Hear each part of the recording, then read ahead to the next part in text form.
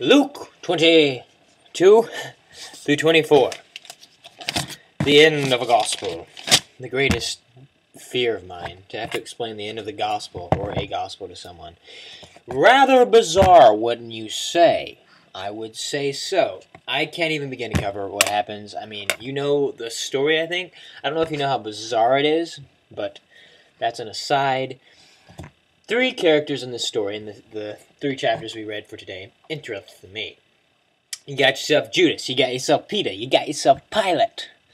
All three of these people, if you think about the dynamics of their relationship with Christ, I think is something that we can come away, it can tell us something, and teach us something, coming away from reading the story. You got Judas, alright? Judas is the saddest person to ever have lived. I mean, you cannot get sadder or more pathetic. And I really want to give him a hug in a way, and I know that sounds... But, I mean, he committed the worst sin in history, and then he commits suicide, which is one of the worst sins in history. So, I mean, the guy is just... Ugh. But imagine the mystery of this, that Jesus chooses 12 close people, right? Judas is the money dude. And he's the guy who betrays him with a kiss. Kind of odd. Why would Jesus choose Judas? Because he says, the guy who betrays me, it were better for him not to have been born. So it's not like, yeah, Judas is awesome because he's the reason Christ is crucified. No, not how it works, Judas. Sorry. You got Judas, then you got yourself Peter. One of the second most saddest people, I think, literally, I think the second most saddest person in this story. Because, you know, remember Christ says, don't cry for me, cry for yourselves. So you guys are in trouble. Peter promises Christ, right, that he will not betray him, and yet he does betray him 3 times before the cock crows twice. I'm going to read one of the most sad verses I've ever read. Let's see. And he remembers, and the Lord turned and looked upon Peter, and Peter wept bitterly. That's an abridged, I'm abridging a couple verses, but can you imagine Jesus? First of all, Jesus Christ, you understand who we're claiming him to be. The Creator, ensconced in a man form, right?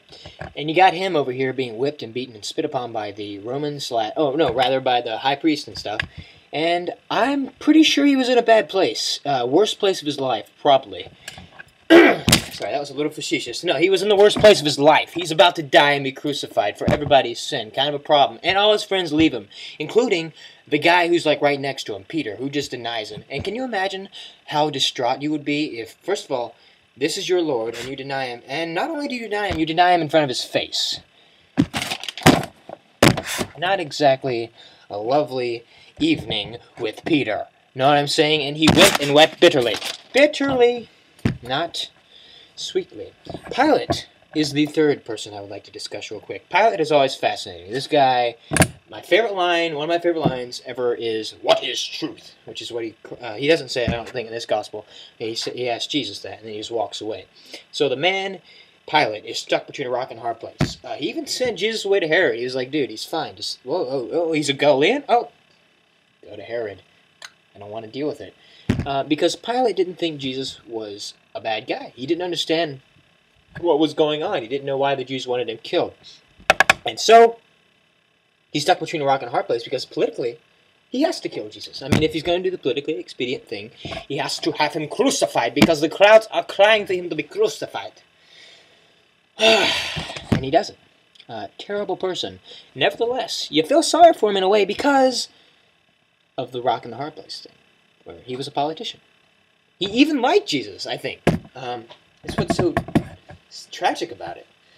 So, anyway, I'm not saying these are 3 different archetypes, but I am saying, there are 3 different denials, 3 different variations of denial for Christ, and of course Peter eventually.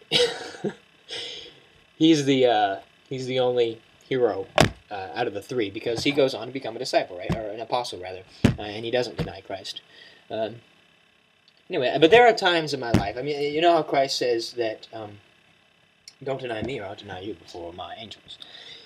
That's an issue with me many times, and I often think about Judas, and I'm often in situations where I mean, not straight out like I deny Christ, but in situations where it's iffy, and I don't take a stance that is the correct one because of expediency, kind of like Pilot or Peter.